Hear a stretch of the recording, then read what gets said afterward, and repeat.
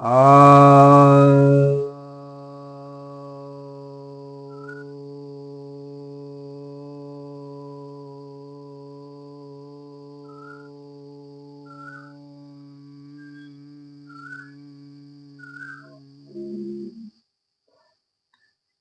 सभी भक्तजनों को सब प्रेम नमन।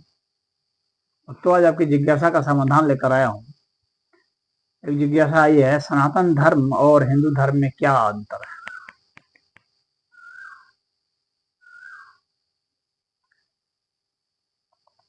देखिए, सनातन धर्म, सनातन का अर्थ हो गया जो सदा था, सदा है, सदा रहेगा। तो ऐसी चीज जो सदा थी, सदा है, सदा रहेगी, वह एक शाश्वत जो मूल्य है, उस शाश्वत मूल्य को ही जिसने समझ लिया है और जो उसका अनुपालन कर रहा है, तो वह सनातन धर्म के तहत आएगा। यानी वह ऐसा मूल्य जो कि सनातन है, शाश्वत है, यानी जो मनुष्यों पर निर्भर नहीं है। ऐसा नहीं कि मनुष्य के आने के बाद हुआ, वो मनुष्य के आने के पहले भी था और मनुष्य के आने के बाद भी है और मनुष्य के नहीं रह जाने के बाद भी होगा। जहां मनुष्य नहीं है वहां भी यह है। जो मनुष्य नहीं है उन पर भी जो लागू होता है, क्योंकि सनातन का तो अभाव नहीं होना चाहिए। सत्यम इति सनातन, जो सत्य है वही सनातन है, जो शाश्वत है वही सनातन है। तो जो पशु पक्षियों पर भी लागू होता हो, जो चीज बैक्टीरिया वायरस पर भी लागू होता हो, जो चीज निर्जीव पदार्थों पर भी लागू होता हो, जो चीज सभी पदार्थों पर लागू होता हो, सभी जीवों पर लागू होता हो, वैसे जो गुण हैं, वैसे जो धारणा का विषय है वह धर्म है।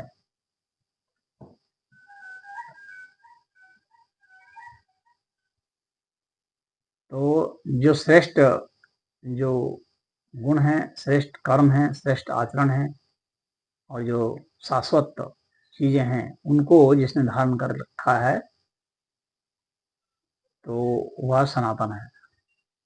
तो पशु पक्षियों ने भी धारण कर रखा है, पदार्थों ने भी धारण कर रखा है, वनस्पतियों ने भी धारण कर रखा है, सभी ने धारण कर रखा है वो सनातन। यानी जब मनुष्य नहीं भी रहेगा तो भी सनातन धर्म रहेंगे। बाकी जो धर्म मत है वो सब मिट जाएंगे, क्योंकि वे सब मत है, धर्म तो है नहीं, मत है।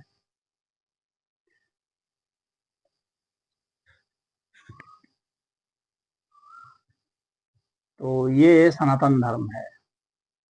अब इसमें, अब जैसे कोई उदाहरण से समझना चाहे कि ऐसी क्या चीज है जो सभी में लागू होता है। जैसे कि गति सभी में लागू होती है, कर्म सभी में लागू होते हैं। इसीलिए सनातन धर्म में क्या है, कर्म प्रधान है। आप देखेंगे कि कर्म सभी में लागू होते हैं। गति सब में है, क्रिया सब में हो रही है, कर्म सब में हो रहा है, कर्म के परिणाम भी सब में आ रहे हैं। चाहे निर्जीव है वह भी कर्म कर रहा है, उसके जरिए भी घटनाएं हो रही, पशु पक्षी वनस्पति सभी में कर्म कर रहे हैं। तो इसीलिए सनातन धर्म का मूल जो फिलोसफी में से एक आता है कि यह कर्म प्रधान है। यानी जैसा कर्म करेंगे वैसा ही आपको परिणाम मिलेगा।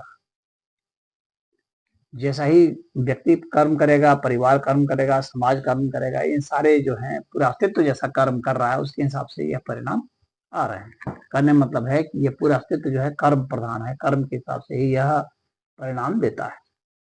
तो कर्म का विधान यहाँ किया गया है, इससे कोई बच नहीं सकता, कहीं कोई नहीं बच सकता। इसलिए जो है कर्म को ध्यान में रख करके यहाँ सब कुछ बताया गया है। जैसे वर्ण व्यवस्था भी बनाई गई, तो क्या है, कर्म के ऊपर है।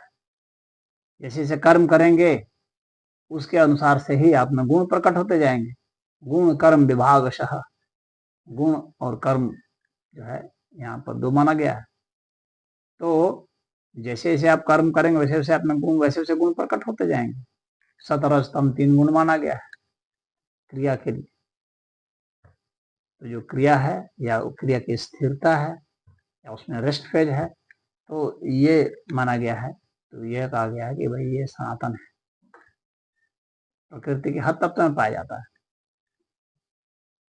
तो कर्म के हिसाब से फिर वर्ण व्यवस्था भी बताई गई।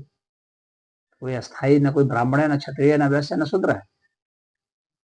आप जिस तरह के कर्म करते हैं उस समय वैसा आप हो जाते हैं। कोई ब्राह्मण जब सेवा कर रहा है तो उस समय वो शूद्र है,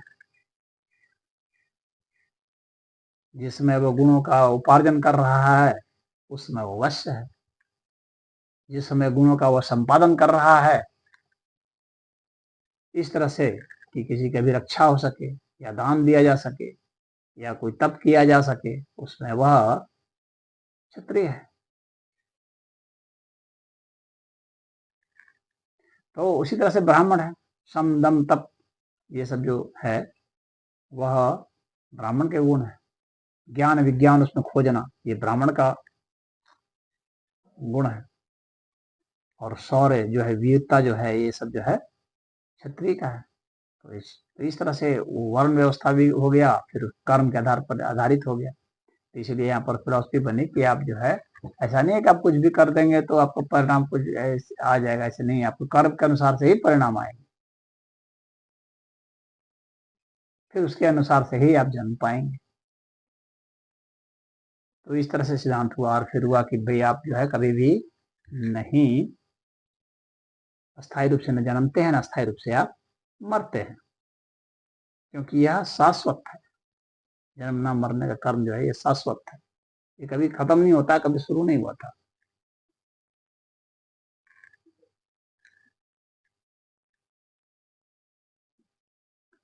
और तनाव का फेज जो आता है वो हर सभी पदार्थ में आता है, सभी तत्वों में आता है, सभी जीवों में आता है। तो वो जो तनाव का होता है, जो टेंशन होता है, उसी वही दुख है।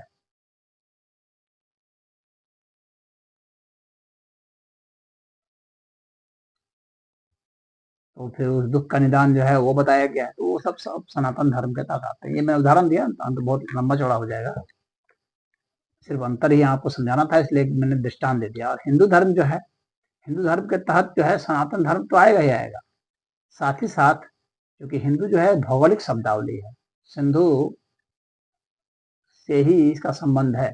तो सिंधु नदी के आसपास जो लोग रहते थे और जिस प्रकार के वो सनातन धर्म को मानते थे, तो उस सनातन धर्म के अलावा जो उनकी सभ्यता थी, संस्कृति थी, खान पान, रहन सहन, तीज त्योहार, व्रत, उपवास, साधना पद्धत, ये सब जो रहन सहन, कला वगैरह जो थी, चाहे वो शिल्प कला हो, नृत्य कला हो, चाहे चित्रकला हो, चाहे साहित्य हो, ये जो कुछ भी था ये सब कुछ उसके साथ ही विकसित हुआ था। तो वह हिंदू धर्म कहलाया। तो इसमें हिंदू धर्म में कुछ सनातनता भी है, कुछ गैर सनातनता भी, मतलब कुछ ऐसी चीज है जो कि सनातन नहीं है, परंतु इन लोगों ने विकसित किया उसको।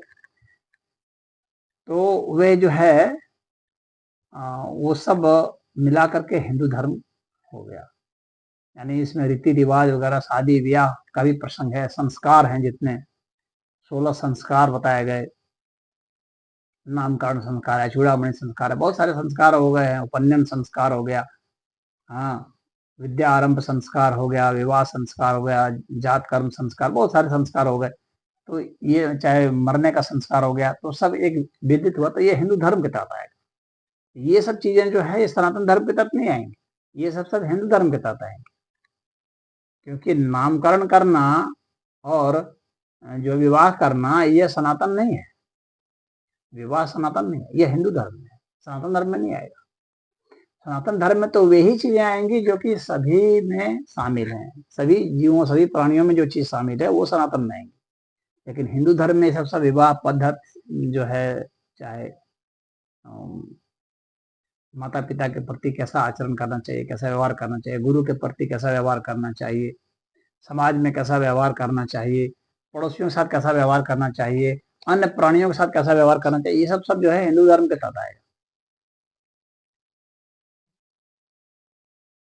तो ये सब अंतर है, तो इन सब के लिए शास्त्र लिखे गए। तो सनातन धर्म के और हिंदू धर्म के दोनों के शास्त्र तो हैं, वो कॉमन ही है। वेद ही इनका मुख्य है, क्योंकि वह जो है वो वास्तव में वो दार्शनिक ग्रंथ है, वो पौरुषेय ग्रंथ माना गया। वेद है, गीता है, उपनिषद है, ये सब। परंतु अन्य जो ग्रंथ हैं, जैसे मान लीजिए महाभारत ही है, तो महाभारत जो है तो वह हिंदू धर्म का है, क्योंकि उसमें कथा कहानी है, तो ये कथा कहानी तो शाश्वत नहीं होगी। रामायण है, लेकिन रामायण में जिन मूल्यों की बात की गई है वे शाश्वत हो सकते हैं, जिस फिलॉसफी की बात की गई है, लेकिन जो उसमें पात्र हैं, कथानक हैं, वे सब तो शाश्वत नहीं। तो वे सब हिंदू धर्म के तहत आ जाएंगे, जो हिंदुओं के आदर्श रहे। तो चाहे कोई भी नायक रहे हों, तो वे आदर्श रहे, ऋषि मुनि उनको भी हम लोग मानते रहे हैं, तो वे सनातन तो रहे नहीं। तो उनका कहीं ना कहीं तो क्षय हुआ, कहीं ना कहीं वे देह रूप में थे। तो जो देह है वो सनातन तो है नहीं, उसमें तो लगातार बदलाव आते रहते हैं। हाँ, उसके आकारत्व तो जो है उसका बरकरार रहेगा, वो खत्म नहीं होगा। तो उसमें बदलाव जो है वह सनातन है, लेकिन बदलाव तो होते रहेंगे, वह सनातन नहीं। बदलाव निरंतर होते रहेंगे, वो कभी नहीं रुकेगा, कभी नहीं रुका था। तो बदलाव तो सनातन है, परंतु वह जो एक रूप है, वह एक रूप जब दूसरे रूप में बदल गया, तो पहला रूप जो है वो तो बदल गया ना, तो वह रूप तो सनातन नहीं रहा ना। हाँ, बदलाव की जो प्रक्रिया है वह सनातन है, लेकिन रूप, रंग, आकार, प्रकार वो जो था वो तो बदल गया, तो वह जो है वो सनातन में नहीं आएगा। हाँ, उसकी जो प्रक्रिया बदलने की वह सनातन में आएगी। तो ये भेद है। तो हिंदू धर्म में और बहुत सारे जैसे कुछ परंपराएं भी शामिल हो गई, कुछ जो ग्रामीण अंचल की जो सभ्यता संस्कृति थी वो भी सब शामिल है, समाहित कर लिया गया है। कई पूजा पद्धतियां भी शामिल कर ली गई हैं। तो वो सब जो है, जो आपकी प्रांतीय संस्कृति, क्षेत्रीय संस्कृति शामिल कर ली गई है, वे सब भी जो है वो सब हिंदू धर्म में समाहित हो गए। हिंदू धर्म एक विराट हो गया। पहले तो वह सिंधु नदी के आसपास के क्षेत्रों के लिए था, लेकिन वास्तव में यह जो है पूरे विश्व के लिए ही है।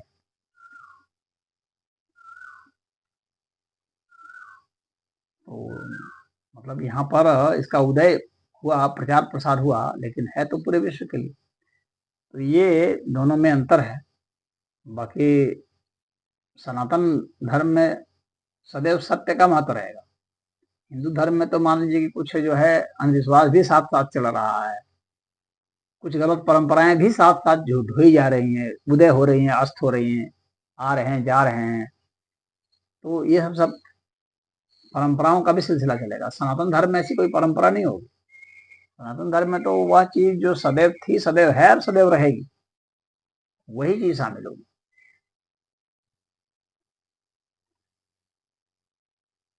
तो इसलिए और कोई भी व्यक्ति जो पैदा लिया है, वो ऐसा नहीं हो सकता है कि उसकी कोई सभ्यता ना हो, कोई संस्कृति नहीं हो, कोई खान पान, रहन सहन, कोई तीज त्योहार ना हो, कोई व्रत उपवास ना हो, कोई साधना पद्धत ना हो, कोई उपासना पद्धत नहीं हो। ये जितनी भी पद्धतियां सब जो आएंगी ना, ये सब जो है ये हिंदू धर्म के तहत आ जाएगी, सनातन के तहत नहीं आएगी। सनातन के तहत तो वही आएगी कि जब आप ये सोच लीजिए, कल्पना कर लीजिए कि मनुष्य नहीं है, तब भी क्या वह चीज है विद्यमान, रह सकती है? अगर रह सकती है तो सनातन है। यानी सनातन को कोई मिटा नहीं सकता, हिंदू धर्म को मिटाया जा सकता है।